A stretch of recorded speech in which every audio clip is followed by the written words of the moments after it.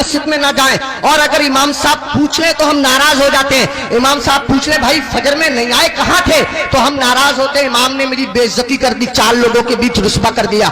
इमाम साहब अगर एक टाइम ना रहे तो ऐसे लोग जो जुमे की जुमे जाते हैं वो हंगामा मचा देते हैं। इमाम के बच्चे नहीं है, इमाम की रिश्तेदारी नहीं है, इमाम की ससुराल नहीं है, इमाम की ददियाल नहीं है, इमाम की ननिहाल नहीं है, इमाम का कौन नहीं है, इमाम के चचा भी है, इमाम के ताऊ भी है, इमाम मेरे तुम्हारे तरह आदमी है। मुझे बताओ कहीं कोई मर जाएगा तो इमाम को जाना पड़ेगा या नहीं जाना पड़ेगा? कहीं कोई पैदा होगा तो इमाम को जाना पड़ेगा या नहीं जाना पड़ेगा? कहीं किसी को तकलीफ है, कहीं किसी की तबीयत अच्छी है, कहीं किसी की खराब है, 1000 जिम्मेदारी इमाम के साथ होती है। अगर 1-2 दिन इमाम गैर हाजिर रह जाए तो लोग बेवजह उसका हिसाब करने पे तुल जाते हैं और फिर इमाम के पीछे हाथ धो के पड़ जाते हैं। होना ये चाहिए 2 इमाम होने चाहिए मस्जिद में, एक इमाम होना चाहिए, एक नाइब इमाम होना चाहिए। इमाम साहब अगर काम से चले जाएं तो नाइब इमाम उनका काम अंजाम दे सके। इमामों की तनख्वाह बढ़ाओ, अब एकदम तो बढ़ा नहीं सकते, मैं एक तरकीब बताता हूं और फिर हजरत मुफ्ती साहब को आवाज देता हूं। तरकीब यह है कि जब जुमे के दिन इमाम साहब खुतबा पढ़ते हैं, मतलब तकरीर करते हैं या नात शरीफ पढ़ते हैं, मस्जिद में जितने लोग जाते हैं अगर सिर्फ 10 रुपए से इमाम साहब का मुसाफा कर देंगे तो कसम खुदा की आपके पास से 10 रुपए जाएंगे, मेरी मस्जिद के इमाम साहब के पास हजारों रुपए इकट्ठे हो जाएंगे। इमाम साहब के बच्चे खाएंगे, उनके दिल से दुआ निकलेगी।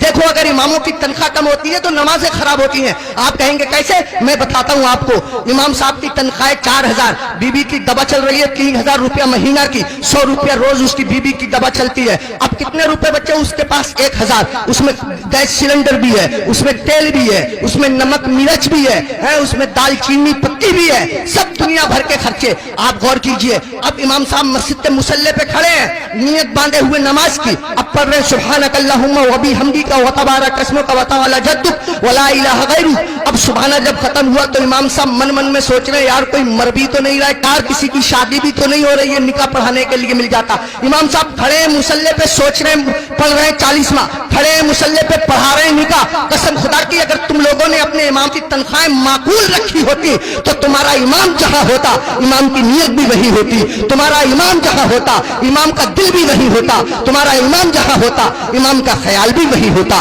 इमामों की तनख्वाहें बढ़ाओ, मिला करो, हर हफ्ते मामूल बना लो। जब तुम कमाते हो, हजारों कमाते हो, मामूल बना लो, 500 रुपए दूंगा, महीने में तुमको तनख्वाह मिले 10,000, महीने में तुमको तनख्वाह मिले 15,000, 8,000, 8,000 में से 100 रुपए चुपके से जाओ इमाम साहब से मुसाफा करके आ जाओ। अगर बस्ती में 100 घर है, सबके सब 100 रुपए से मुसाफा करेंगे, हिसाब दो आप लेना रुपए कितने हो जाएंगे, इमाम साहब का काम हो जाएगा। मैं कहना ये चाहता हूँ इतना बड़ा इमाम, कभी तुमने सोचा तुम लोग अपने बिस्तर पे सोते रहते हो फजर की नमाज के वक्त, तुम्हारा इमाम तुम्हारी बस्ती की मस्जिद के मुसल्ले पे बैठ के तुम्हारे लिए दुआ कर रहा होता है, या अल्लाह मेरी बस्ती पे करम फरमा, या अल्लाह इस बस्ती पे रहम फरमा, लोगों के कारोबार में बरकत अता फरमा, इज्जत की हिफाजत फरमा, दौलत की हिफाजत फरमा, आबरू की हिफाजत फरमा। और तुम उसी इमाम के पीछे पड़े रहते हो जो तुम्हारे लिए दुआएं करता रहता है। एक आदमी पड़ा रहता था बहुत इमाम के पीछे, एक दिन पकड़ लिया इमाम साहब ने, अबे फजर की नमाज पढ़ी है? बोला बिल्कुल पढ़ी है। इमाम साहब बोले क्या रकअतें पढ़ी है? बोला 10। का फजर में 10 हो गए रे? कह रहा चलो 15 मान लो। इमाम साहब बोले 15 होती फजर में?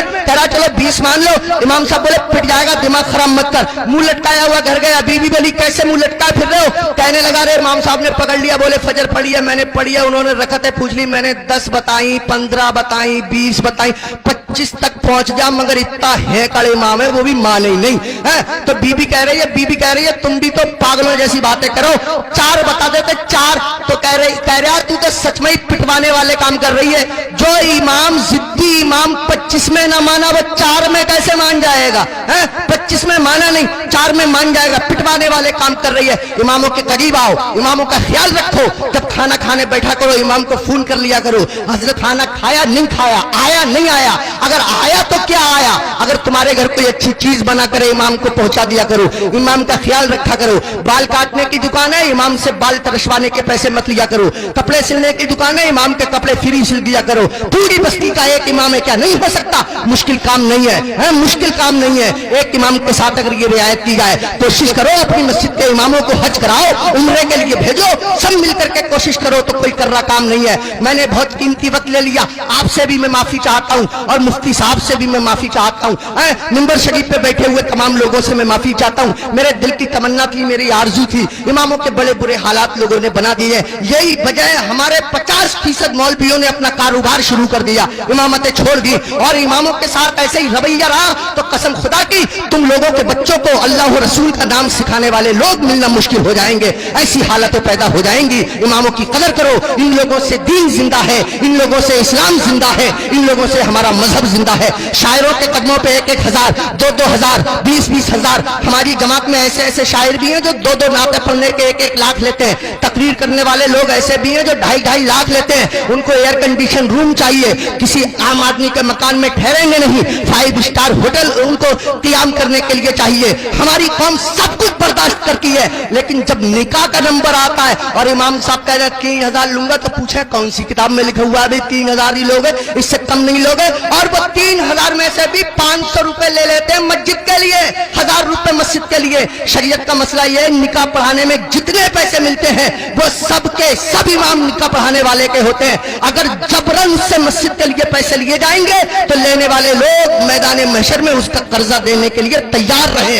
इमाम के साथ वो ज्यादती जो लोग कर रहे हैं, इमाम के नाम से उगाते हैं ईद में लोग पैसे 40,000 50,000 इमाम साहब को दे दिए, 7,000 8,000 बाकी बचा लिए। अरे इमाम के नाम से उगाया, इमाम को दो, मस्जिद में और काम है उसके नाम से कमाओ, उगाओ, इकट्ठे करो और मस्जिद में लगाओ। बहरहाल अल्लाह ताला माफ फरमाए, कोई भी शाखेर तमन्ना हरी नहीं होगी, तेरे बगैर बसर जिंदगी नहीं होगी। जो दूसरों को अंधेरे में देखना चाहे उसी के घर में कभी रोशनी नहीं होगी। मैं ये नहीं कहता कि नात पढ़ने वालों को मत दो, मैं ये नहीं कहता कि तकरीर करने वालों को मत दो। अगर इनको देना बंद कर दोगे तो हम लोगों के बच्चे कैसे पलेंगे। मैं कहता हूं इनको भी दो, मगर इनके साथ साथ अपने इमाम का भी ख्याल रखो।